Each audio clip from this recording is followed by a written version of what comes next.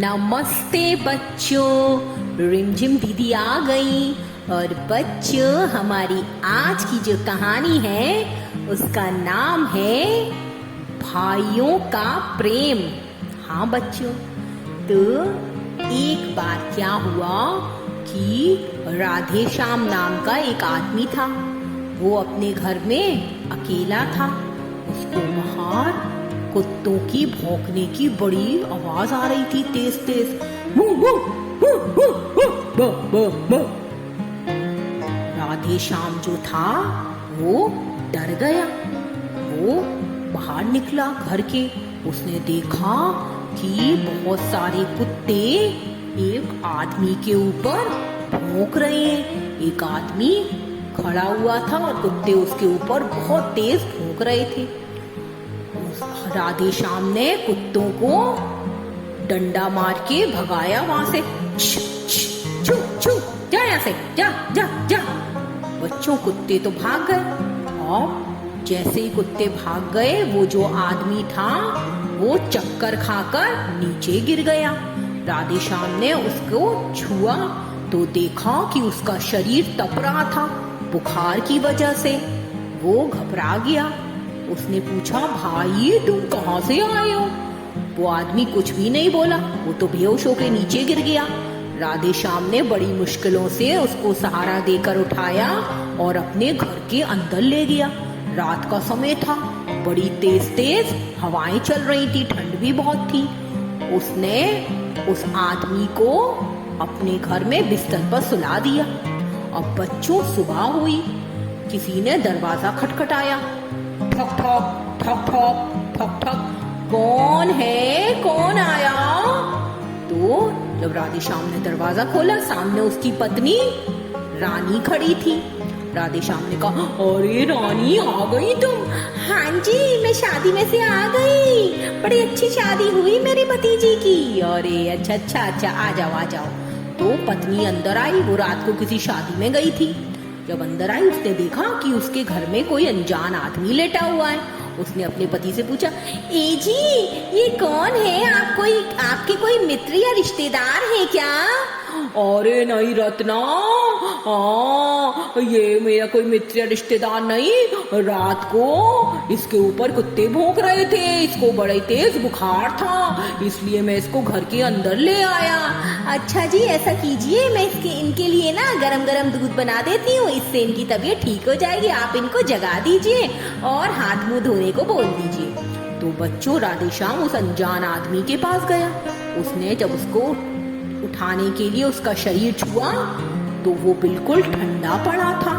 रात को वो जितना तप रहा था बुखार के मारे, अब वो उतना ही ठंडा था। राधे श्याम ने उसकी सांसें देखी। बच्चों, वो तो मर गया था। हाँ, अब राधे श्याम ने अपनी पत्नी को बताई सारी बात। तो अब दोनों सोचने लगे, ये जी, हम तो इनको जानते भी नहीं। कौन है, कहाँ से आए हैं, कौन है इनके घर वाले? अब क्या करें? हाँ, देखिए देखिए, शायद इनके पास कोई ऐसी चीज मिल जाए जिससे इनका पता लग सके। तो राधे श्याम ने बच्चों उसकी जेब तलाश करी उस आदमी की। तो उसकी जेब में से एक सिक्कों की, पैसों की थैली निकली और उसमें एक चिट्ठी भी थी। राधे श्याम ने चिट्ठी खोली और उसको पढ़ा तो उसमें लिखा हुआ था, मेरे प्यारे बेटे मनोहर, तुम्हारे छोटे भाई की बेटी की शादी है। तुम दोनों भाई बिना बात को झगड़ा करते हो। तुम्हारे छोटे भाई को बिटिया की शादी के लिए पैसों की जरूरत है। तुम्हारे पास तो पैसा है ना, तुम अपने छोटे भाई की मदद करो, घर वापस आ जाओ, उसको माफ कर दो, है ना? आ जाओगे ना? मैं ये पता भेज रही हूँ, हम नई जगह पे रहने लगा है तुम्हारा भाई, आ जाना।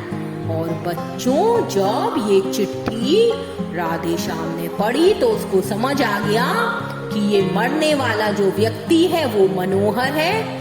और ये जो चिट्ठी लिखी है वो मनोहर की माँ ने लिखी है उसको बुलाने के लिए, क्योंकि वो अपने भाई से रूठकर चला गया था। अब उसके भाई की, छोटे भाई की बेटी की शादी थी, तो उसको पैसों की जरूरत है। तो माँ ने मनोहर को चिट्ठी लिखकर बुलाया कि पैसे लेके आ जाओ, अपने भाई को माफ कर दो, दोनों भाई फिर से प्रेम से रहो।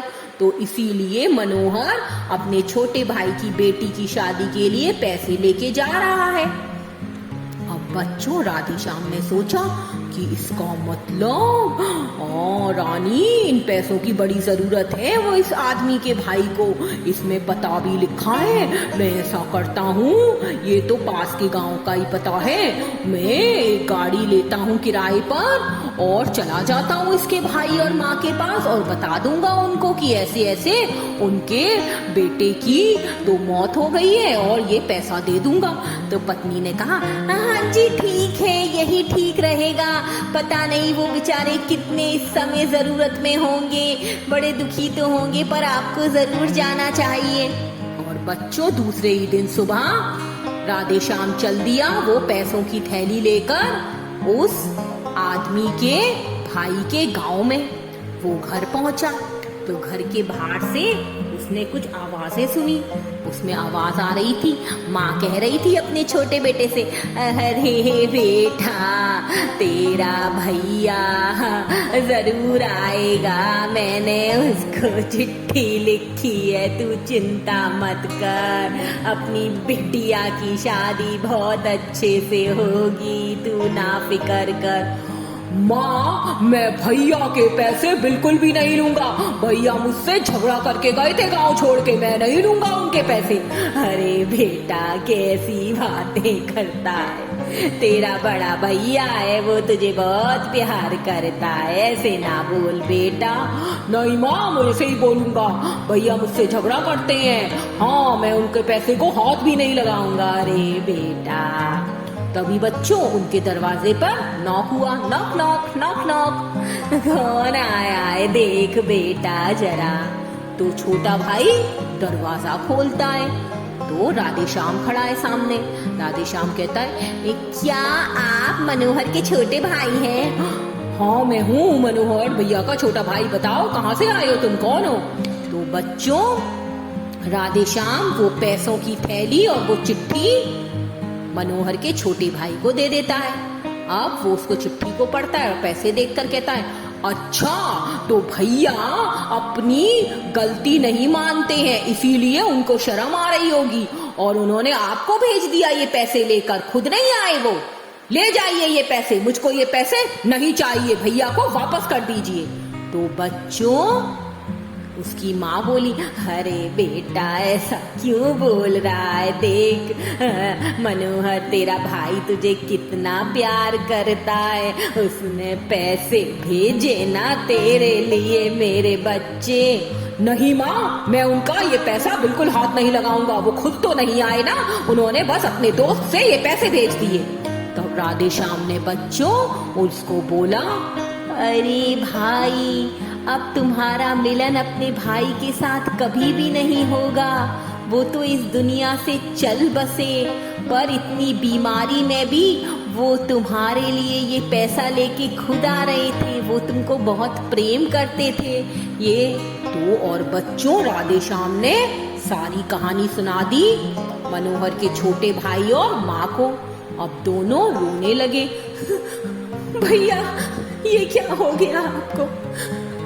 मेरी क्या गलती थी भैया, आप मुझसे एक बार मिलकर भी नहीं गए, मुझे माफ कर दीजिए भैया, मैंने आपको कितना गलत समझा और आप मेरे लिए बीमारी की हालत में भी इतनी दूर से पैसा लेके आ रहे थे और आप मुझ तक पहुंच भी नहीं सके, भैया मुझे माफ कर दीजिए। और बच्चों, माँ भी रोने लगी। बेटा देख ले तेरा भाई तुझसे कितना प्रेम करता था और तू उसको गलत समझ रहा था मेरे बेटे, ऐसे नहीं समझना चाहिए था तुझको मेरा बेटा। हे भगवान, ये तुमने क्या किया, मुझे उठा लेते, मेरे जवान बेटे को तुमने क्यों उठा लिया हे भगवान। तभी बच्चों, दरवाजे पर फिर से किसी ने खटखटाया, नॉक नॉक नॉक नॉक। तो मनोहर के छोटे भाई ने दरवाजा खोला। सामने से एक आदमी आया। मनोहर उसको देखकर चौंक गया। अरे अरे भैया, आप कब आए भैया? आप जिंदा है भैया? माँ भी दौड़ी दौड़ी गई। अरे मेरा बेटा जिंदा है। हे भगवान, तूने मेरी सुन ली। अरे मेरा बेटा जिंदा है। अब बच्चों, राधेश्याम सोचने लगा, ये क्या चक्कर है? ये तो मनोहर है। अब फिर राधेश्याम ने पूछा, अरे भाई तुम मनोहर हो तो ये फिर चिट्ठी और पैसे किसके हैं? तब मनोहर ने बच्चों सारी कहानी सुनाई सबको। मनोहर ने बताया, अरे माँ, मैं ना ये थैली लेके और तुम्हारी चिट्ठी लेके घर से निकला था अपनी प्यारी भतीजी की शादी के लिए। तो माँ, रास्ते में एक शहर पड़ा। मैंने सोचा अपनी प्यारी भतीजी के लिए कुछ अच्छी सुंदर साड़ियाँ खरीद लूं। मैं भैया दुकान पर गया और दुकान पर मैंने बहुत सारी साड़ियाँ खरीदी। फिर मैंने इस थैली में से पैसे निकाल कर दिए। तो वहाँ पर मैंने देखा कि एक आदमी मुझको घूर घूर के देख रहा था। मैंने उसकी ओर ध्यान नहीं दिया, मुझे शक तो हुआ पर मैं चुप रहा। फिर थोड़ी देर बाद मैं मिठाइयाँ खरीदने के लिए दूसरी दुकान पर गया। तो जब मैंने अपनी जेब में हाथ डाला थैली निकालने के लिए, तो मैंने देखा मेरी थैली थी नहीं, गायब थी। मेरी जेब काट ली गई थी, किसी ने चुरा ली थी। अच्छा, अब मुझे समझ में आया, वही चोर तुम्हारे घर पहुंचा होगा राधेश्याम। और सबको स्टोरी समझ में आ गई कि वो तो मनोहर नहीं था जो आदमी मर गया था, वो तो चोर था जिसने मनोहर की जेब में से पैसों की थैलियां चुराई थी। अब बच्चों, सारी कहानी उन्हें समझ आई। दोनों भाई बड़े खुश हुए और उन्होंने कहा, अरे भाई, आज आप मेरे पास आ गए। मैंने आपको कितना गलत समझा। और बड़े और छोटे भाई का मिलन हो गया, दोनों गले मिलने लगे। तब राधेश्याम ने कहा, अच्छा, आपको देखा आपने कि आप लोगों ने एक दूसरे को कितना गलत समझा और आप लोग एक दूसरे से कितना प्यार करते हो, फिर भी अपनी थोड़ी सी ईगो के लिए आप दोनों अलग हो गए थे। और माँ ने भी कहा, अरे मेरे प्यारे बच्चों, तुम दोनों हमेशा ऐसे ही खुशी खुशी रहो। देखो, हमेशा मिलकर रहो, प्यार से रहो, साथ में रहो। और बच्चों, राधेश्याम को सबने थैंक यू बोला, क्योंकि उसने उनके पैसों की थैली भी वापस करी। और बड़े ही थैंकफुल थे वो भगवान को भी कि वो बच गया था मनोहर। मौत तो उस चोर की हुई थी। अब राधेश्याम अपने गांव पहुंचा वापस। उसने उस चोर का दाह संस्कार किया, उसको जलाया और उसको फिर बड़ी शांति मिली, क्योंकि आज राधेश्याम ने दो बहुत अच्छे काम किए थे। एक तो उसने किसी का खोया हुआ धन वापस दिया था और दूसरा उसने एक अनजान व्यक्ति का, उस चोर का दाह संस्कार किया था। उसका पता तो नहीं लगा कि उसके घर वाले कौन थे, पर फिर भी उसने उस चोर को जलाकर उसकी पूजा वगैरह करवा के उसको सही प्रकार से विदा किया इस दुनिया से। तो बच्चों, कितनी अच्छी कहानी थी ना। और उसको एक नया दोस्त भी मिल गया था मनोहर के रूप में। मनोहर ने और उसके छोटे भाई ने राधेश्याम को और उसकी पत्नी को अपनी बेटी की शादी में भी बुलाया था। तो सब कुछ अच्छा हो गया। उसने बहुत अच्छे अच्छे काम किए, उसने दो भाइयों को मिलवाया, उनकी मदद की।